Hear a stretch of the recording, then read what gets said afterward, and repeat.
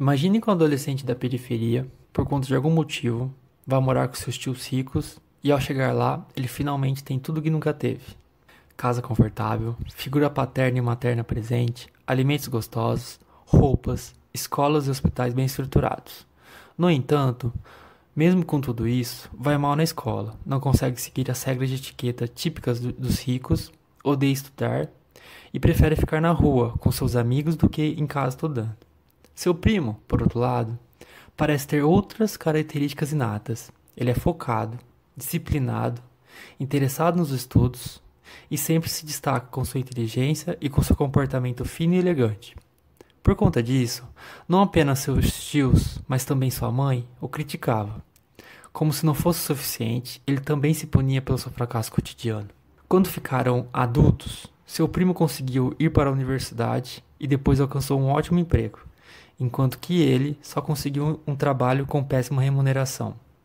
Se você quer entender a relação dessa história com a reprodução da desigualdade no Brasil, continue atento à nossa aula, por gentileza. Oi, somos da equipe de redação do Cursinho Paralelos e damos um imenso boa noite a todas e a todos. Como acompanharam, iniciei essa videoaula comentando sobre uma história que é baseada numa série chamada O Maluco no Pedaço. Nesse programa de TV, assim como na história que acabei de narrar, temos um ambiente familiar materialmente rico, bem estruturado, que apesar de ter produzido efeitos positivos nos membros da família rica, foi incapaz de transformar aquele que chegou da periferia. Tais consequências foram determinantes para o êxito escolar e financeiro de um e a derrota do outro. Muitos podem pensar preconceituosamente e às vezes maldosamente que ele não se esforçou o suficiente. Porém, não foi esse o motivo. A questão que está escondida nessa história é que as pré-condições social, emotiva, moral e cultural foram determinantes para o seu fracasso em relação ao seu primo que possuía um aparente talento inato. Com as reflexões deste livro de hoje, chegaremos à conclusão de que o que os diferencia é que um ganhou o bilhete premiado de nascer numa família abastada, na qual permitiu, desde criança, que seu primo adquirisse diversas habilidades, como concentração e admiração pelos estudos, que foram cruciais para o seu sucesso na escola e mais tarde no mercado de trabalho. Se conseguiram seguir com o meu raciocínio até aqui, fiquem tranquilos, pois a ideia central já foi dada. Por isso. Retornando então, uma vez explicada essa história, vamos ao autor e ao livro da aula de hoje. Destaco para vocês, antes de mais nada, que iremos estudar uma pequeníssima parte desse livro, chamado Ralé Brasileira, do sociólogo Gessé de Souza. Embora seja uma pequena parte, como havia comentado, irão perceber que ele tem muitos detalhes. Esse livro, em especial, contribuiu bastante para o meu desenvolvimento intelectual e espero que ajude vocês também. Por isso desejo que leiam ele, porque vale muito a pena. Dando continuidade, vamos ver um pouco quem é Gessé de Souza. Ele é um sociólogo, professor universitário e pesquisador brasileiro que estuda sobre a desigualdade social e as classes sociais no Brasil. É formado em Direito, fez mestrado e doutorado em Sociologia e tem pós-doutorado em Filosofia e Psicanálise. Estou dizendo tudo isso para deixar claro que ele possui bastante propriedade naquilo que defende, e por isso acho interessante estudarmos ele. Quem envia a redação para mim sabe que adoro perguntas, então vamos a elas. Você já ouviu as afirmações de que os problemas do Brasil já são bastante conhecidos? De que para solucioná-los só depende de uma ótima gerência? De que a educação é a solução para a desigualdade social do país? De que a corrupção do Estado é a causa do nosso atraso? Essas colocações, segundo Gessé, não poderiam ser mais falsas. Para ele, essas questões ignoram o fato de que indivíduos são influenciados, em grande medida, por pré-condições sociais que vai muito além da questão financeira, como se o simples fato de dar uma pequena ajuda financeira ou uma sala de aula fosse suficiente para acabar com a miséria e com as injustiças sociais. Ao ignorar tais questões, colocando um véu sobre elas, contribui-se para que essas problemáticas sejam perpetuadas. Devido a essa perpetuação, ou seja, essa continuidade, o sociólogo diz que se comete uma violência simbólica. Vamos entender um pouco o que é violência simbólica? De acordo com esse livro, tal termo foi pensado por Pierre Bourdieu E essa denominação se refere a um ato que não se configura com a violência propriamente dita, ou seja, não é vista imediatamente como a violência física ou verbal. No entanto, esse tipo de violência exerce a sua função, que é o de agredir indiretamente. No caso em questão, ao invisibilizar as pré-condições, não só uma classe inteira de precarizados é reproduzida, levando-os à miséria, à humilhação e à péssima remuneração, como também esses indivíduos são culpabilizados por suas situações, como se seu suposto fracasso escolar ou profissional fosse um castigo pela sua fraqueza moral. Como se já não fosse bastante, os próprios miseráveis se autoflagelam por suas condições sociais.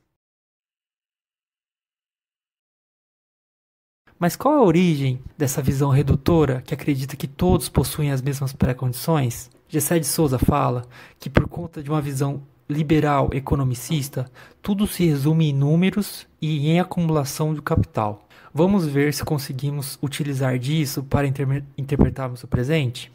Saúde versus economia, uma falsa oposição. Nesse artigo de Le Monde Diplomatique, podemos perceber um governo e parte da população que defendem a economia ao invés da saúde no âmbito da quarentena do coronavírus. A partir da leitura de Gessé, poderíamos refletir que essa postura se configura como uma violência simbólica, já que, não reconhecendo o valor da vida dos cidadãos, permite-se o assassinato de vidas pelo coronavírus, mesmo que indiretamente. Além disso, notamos também que essa importância dada à economia reflete a visão economicista que busca no mercado a solução para tudo. O que não se diz, porém, é que, na verdade, em crises mundiais, é historicamente sabido que o papel do Estado é essencial para garantir a sobrevivência da população, sobretudo dos mais pobres. Afinal, o mercado não possui nenhum compromisso social, ao contrário do Estado, que, em tese, seguir a Constituição, que assegura, por meio de leis, que ele é a instituição responsável pela seguridade social de seus habitantes. Ainda sobre essa visão econômica liberal, foi ela também que possibilitou a ideia dominante da falsa oposição entre o mercado divinizado como reino da moralidade e o Estado como origem de toda corrupção e atraso dessa nação. Em consequência disso, demonizou-se o Estado, utilizando-o como argumento para justificar golpes e para privatizar empresas estatais. Que tal pensarmos o presente com essas ideias? Privatizações em marcha forçada nos governos Temer e Bolsonaro. Nessa matéria, vemos que, com a instalação de governos neoliberais, toma-se como pressuposto que o Estado é composto por corruptos e que somente empresários honestos iriam desenvolver esse país. No entanto, o que não é falado é que as empresas privadas compactuam com o Estado no momento da corrupção, ou seja, esse argumento do Estado como mal de origem e o mercado como reino da moralidade é totalmente infundado e é usado como justificativa para entregar as estatais do país para as grandes empresas estrangeiras a preços baixíssimos.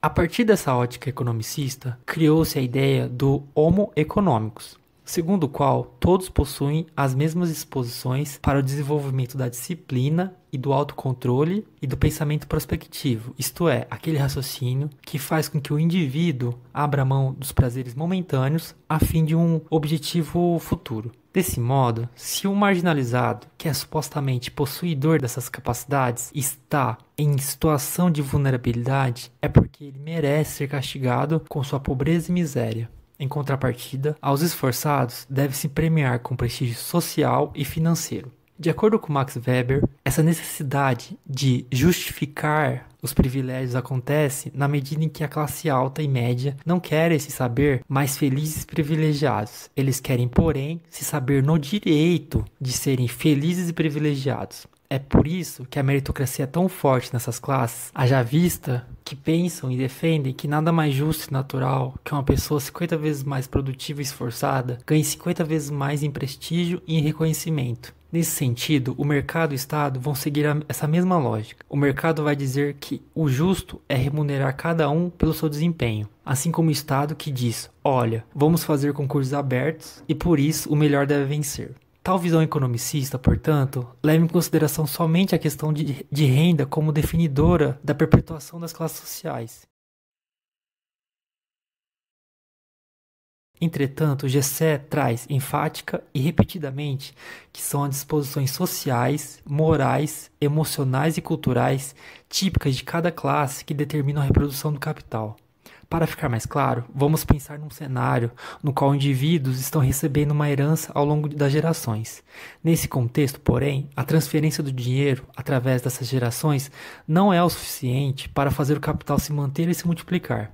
Para que isso ocorra, tais privilégios deverão incorporar, tornar corpo, isto é, se portar de modo natural e inconsciente, o modo de vida típico das classes dominantes. E como é o estilo de vida dos mais ricos? Podemos citar que os membros dessa elite devem saber como se portar em reuniões, devem desenvolver um perfil autoconfiante, devem criar um bom gosto para vinhos, roupas, artes e viagens, além da necessidade da aquisição de capital cultural. Dessa maneira, com essa bagagem imaterial, não serão apenas ricos broncos, como se dizia antigamente, mas sim serão ricos com o estilo de vida característico dessa classe alta, que mais tarde permitirá a obtenção de casamentos vantajosos e de estabelecimento de amizades duradouras e de relações sociais privilegiadas que irão contribuir para a manutenção e a reprodução do seu dinheiro e do seu status. Na classe média, isso também ocorre, mas é mais invisível ainda, pois a aquisição desse estilo de vida se dá de modo afetivo, imperceptível e cotidiano. Com isso, os filhos dessa classe irão incorporar a disciplina, o poder da concentração, o desejo pelo aprendizado, vendo desde criança seus pais lendo, sua mãe falando outras línguas, seus tios lendo jornais e seus irmãos comentando como aprendeu a mexer no computador. Dessa maneira, irão com os recursos básicos escolares necessários e assim irão se destacar na escola e mais tarde no mercado de trabalho. Ao passo que aqueles que não têm essa apreensão afetiva e reflexiva, em sua grande maioria da ralé, irão ser afastados dessa competição, sendo forçados a se contentarem com empregos desvalorizados.